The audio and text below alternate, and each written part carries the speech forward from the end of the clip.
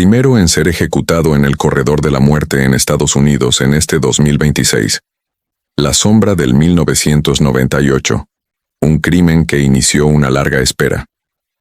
En la penumbra del alba del 30 de abril de 1998, en un tranquilo complejo de apartamentos en los suburbios de Houston, Texas, se escucharon disparos que rompieron para siempre la vida de dos familias. Glenda Denise Haislip, de 39 años, y Darren Keith Kane, de 30, cayeron víctimas de una violencia que llevaba semanas gestándose.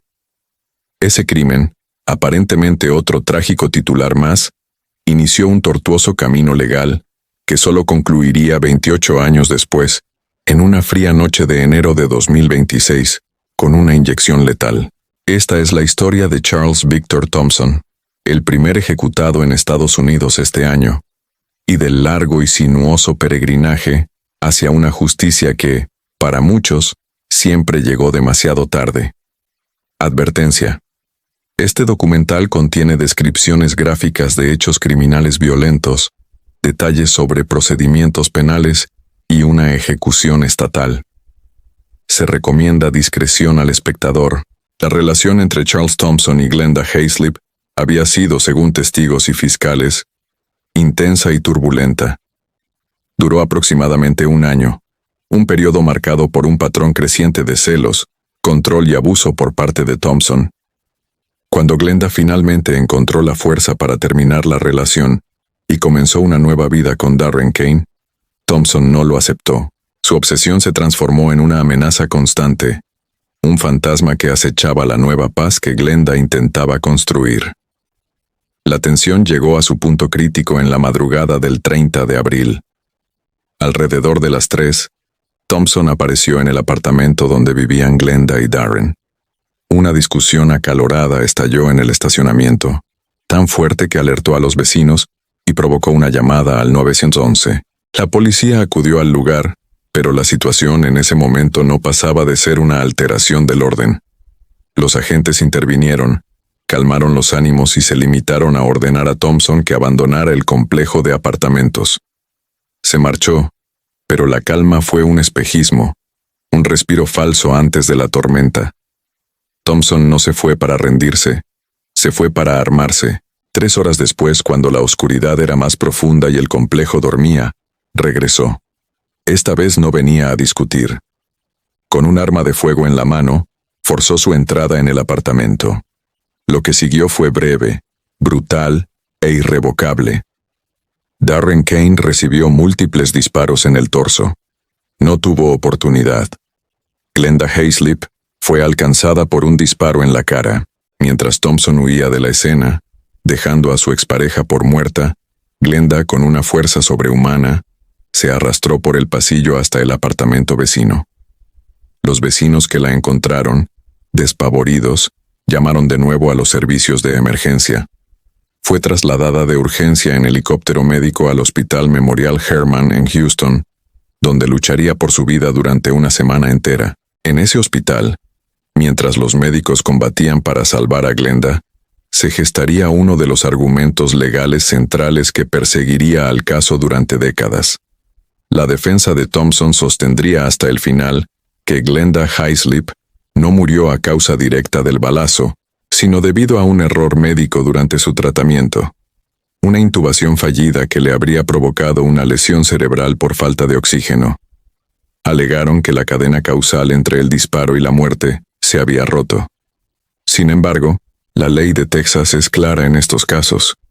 Un acusado es responsable si el fatídico desenlace no habría ocurrido de no ser por su conducta.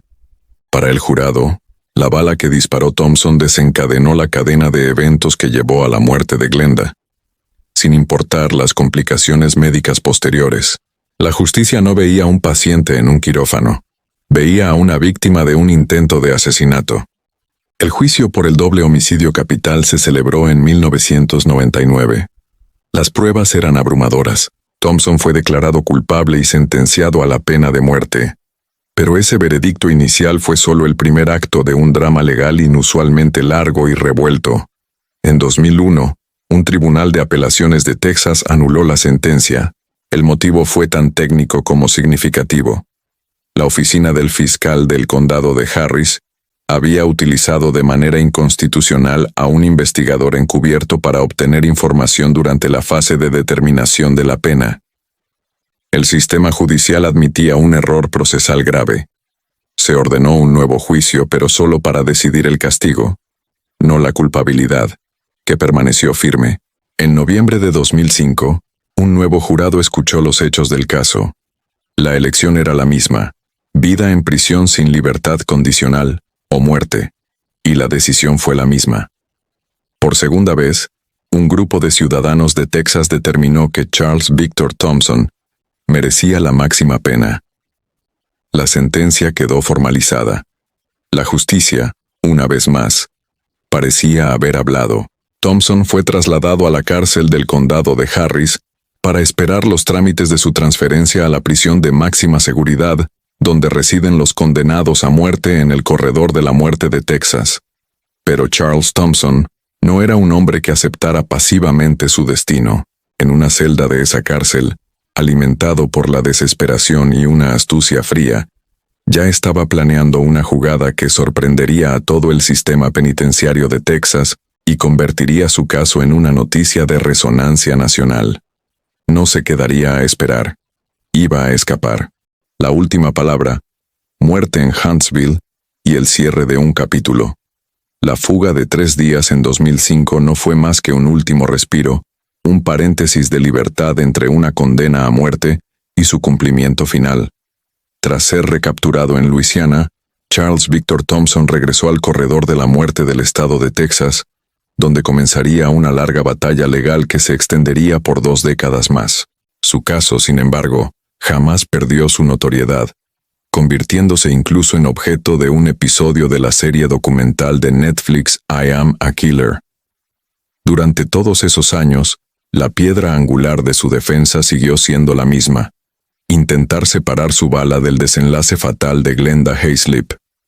Sus abogados sostenían, hasta el último momento, que la muerte se debió a un error médico durante una intubación en el hospital, y que él no había tenido la oportunidad legal de refutar las pruebas forenses oficiales.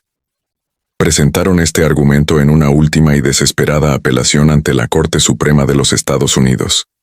Pero el sistema judicial había hablado en repetidas ocasiones. Bajo la ley de Texas, un acusado es responsable si el resultado no habría ocurrido de no ser por su conducta. Tanto los jurados como las cortes de apelación habían sido consistentes. La bala que Thompson disparó a la cara de Glenda fue la causa última e irrebatible de su muerte una semana después. Así, el camino se agotó. El lunes 26 de enero de 2026, la Junta de Indultos y Libertad Condicional de Texas denegó su petición de conmutar la pena de muerte por una cadena perpetua. Aproximadamente 1 hora antes de su ejecución programada para las 6 de la tarde del miércoles 28 de enero, la Corte Suprema de los Estados Unidos, sin dar explicaciones, rechazó su apelación final. Todas las puertas estaban cerradas. La última noche. En la unidad penitenciaria de Huntsville, conocida como las puertas del corredor de la muerte, se preparó la cámara de ejecución. Thompson, de 55 años, fue llevado a la pequeña sala donde se administra la inyección letal. En una sala de testigos separada por un cristal, lo esperaban miembros de las familias Hayslip y Kane. El fiscal del distrito del condado de Harris, Sean Teare, también estaba presente. En otra sala, observaba Stephen Thompson, el padre del condenado. Tras una oración ofrecida por su asesor espiritual, se le concedió a Thompson la oportunidad de pronunciar sus últimas palabras. Con voz serena, dirigió su mirada hacia los familiares de las víctimas. Me gustaría decir que espero que la familia de las víctimas, su familia extendida y sus seres queridos, puedan encontrar perdón en su corazón y que puedan comenzar a sanar y superar esto, comenzó. No hay ganadores en esta situación. Crea más víctimas y traumatiza a más personas 28 años después. Lo siento por lo que hice. Lo siento por lo que pasó, y quiero decirles a todos ustedes, los amo, y mantengan a Jesús en su vida, pongan a Jesús primero, a mis hijos, lleguen a conocer al Señor y los amo a todos. Eso es todo, alcaide. Estas palabras, un reconocimiento de culpa y una petición de perdón, sorprendieron a algunos presentes. El fiscal Teare comentó después: hubo cierta sorpresa en eso, que esta era la primera vez que admitía su culpabilidad, que se disculpaba. Por el consuelo que eso les haya dado a las familias, es apreciado. Tras su declaración, comenzó el procedimiento. Los testigos reportaron que Thompson respiró con fuerza cuando la inyección letal comenzó a hacer efecto, tomando aproximadamente una docena de respiraciones que se convirtieron en un sonido similar a un ronquido. Luego, dejó de moverse. A las 6:50 p.m., hora local, Charles Victor Thompson fue declarado muerto. Para las familias, fue el fin de una espera de 28 años. Dennis Kane, padre de Darren, al salir de la cámara de testigos, se volvió hacia los demás y pronunció unas breves palabras.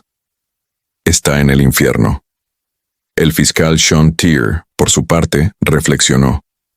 Hoy se trata realmente de cerrar un capítulo para estas dos familias de víctimas. Puedo decirles que no hay alegría, y no debería haberla.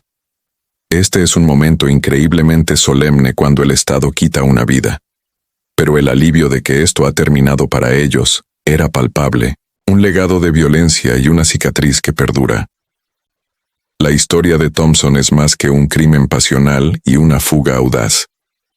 Revela un patrón de violencia calculada. Mientras esperaba su primer juicio en la cárcel del condado de Harris, Thompson intentó contratar a un sicario para eliminar a Diane Cerny, a la amiga, a quien le había confesado los asesinatos, y quien era la testigo clave en su contra. Un agente encubierto, Gary Johnson, se hizo pasar por el asesino a sueldo y grabó las conversaciones en las que Thompson ofrecía $1,500 por el asesinato y daba instrucciones detalladas. Este hecho, que décadas después inspiraría elementos de la película de Netflix, Hitman, demostró para los fiscales una peligrosidad y una falta de remordimiento profundas. Para Wade Hayslip, quien tenía 13 años cuando su madre fue asesinada, la vida se dividió en un antes y un después. Recuerda claramente el día en que lo sacaron de clases en la escuela y le dijeron que su madre había sido disparada. Su primera pregunta fue Chuck, ¿verdad? Wade fue testigo del comportamiento violento de Thompson hacia su madre, de los puñetazos en la pared y del abuso físico que la llevó a terminar la relación. Para él, el tiempo se detuvo en 1998, y la ejecución, aunque cierra un capítulo legal, no borra el dolor ni recupera los años perdidos. El primer capítulo de Un año mortal, la ejecución de Charles Victor Thompson, no fue un evento aislado, sino el primer párrafo de un año que promete más casos similares. Su muerte marcó la primera ejecución federal o estatal en los Estados Unidos en 2026. Según datos de organizaciones que monitorean la pena de muerte, para el 29 de enero ya había 22 fechas de ejecución programadas en 7 estados para el resto del año. Estados como Florida, Oklahoma, Tennessee y el propio Texas tienen múltiples ejecuciones en el calendario en los próximos meses. Texas, históricamente el estado con el mayor número de ejecuciones, fue superado en 2025 por Florida, que llevó a cabo 19. Sin embargo, con la ejecución de Thompson, Texas reafirma su papel protagónico en la aplicación de la pena capital en el país. El caso de Charles Victor Thompson llega a su fin. Un epílogo escrito con una inyección letal después de 28 años de apelaciones, un escape cinematográfico y un dolor incalculable para dos familias. Su historia es un crudo recordatorio de las consecuencias eternas de la violencia, de la lenta marcha de la justicia y del debate, siempre vigente, sobre el castigo final. Las últimas palabras de perdón resonaron en una sala fría, buscando una redención que, para muchos, llegó décadas demasiado tarde. El corredor de la muerte en Huntsville, sin embargo, no descansa. Ya tiene nuevos nombres y nuevas fechas en su calendario. Este tipo de contenido profundo y documentado es de tu interés. Si quieres apoyarnos para que podamos seguir investigando y produciendo documentales narrativos como este, suscríbete a nuestro canal. Tu suscripción es fundamental para nuestro trabajo. Déjanos tu opinión en la caja de comentarios. ¿Crees que 28 años entre el crimen y la ejecución representan una justicia tardía o un debido proceso necesario? ¿Qué piensas sobre sus últimas palabras? Gracias por vernos y ser parte de esta comunidad.